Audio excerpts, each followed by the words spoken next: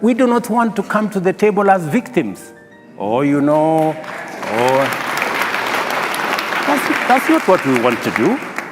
We want to come, we have our own ideas. We believe we can make a contribution towards sorting out this global challenge. It's affecting us the most. We have contributed the least, but that is not the conversation. We are telling the globe that we have ideas on how to sort out this problem. And we want Africa to be part of the answer. We are not going to accept to continue to be labeled as victims. Good. But here we have, as a continent, as people from the global south, we have attended COP 26, 27, and the conversation has been a good conversation. We are focused on adaptation.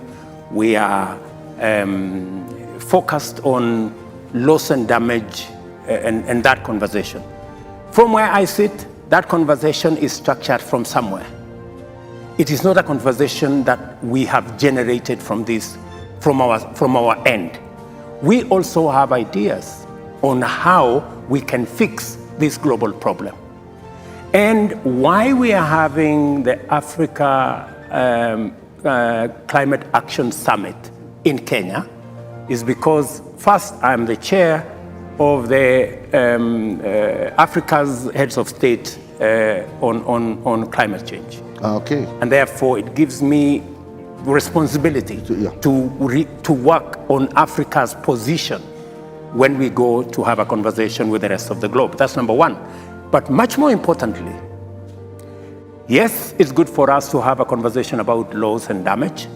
Yes, it's good for us to have a conversation about adaptation. But we need to have the more important conversation about climate investment. How do we... The real conversation is how to get to net zero. Yeah. That is the real conversation. Yeah. And investments on how to get to net zero, how to re-engineer the globe towards that direction.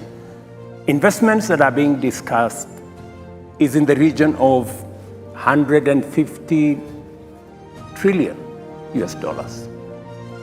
The only conversation that is being discussed about loss and damage is 100 billion. It is not a tenth. It is not 1%.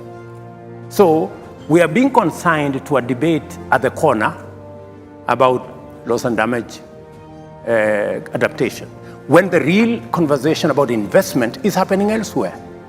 Why we are meeting in Nairobi on the 4th to the 6th of August is because we believe that it is no longer possible to continue to assume that Africa cannot develop and at the same time have climate resilient growth. Because for a long time, people thought maybe it is not possible for us to have a conversation about development in Africa and at the same time to have a conversation about climate resilient development. But science has proved, using technology, it is actually possible today. Because of technology, we can actually have a candid conversation on how to leverage on the huge resources we have in renewable energy. There were people who thought that it is not possible to decarbonize our manufacturing or to green our industrialization using green energy because it was expensive to have panels. It was expensive to have wind technology that could actually harness the huge resources we have in our continent to drive our development.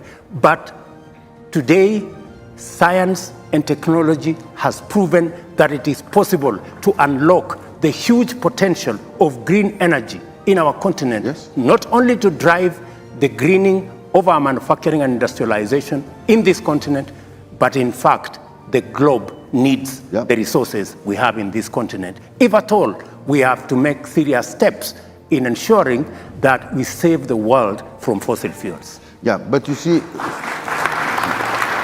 wonderful.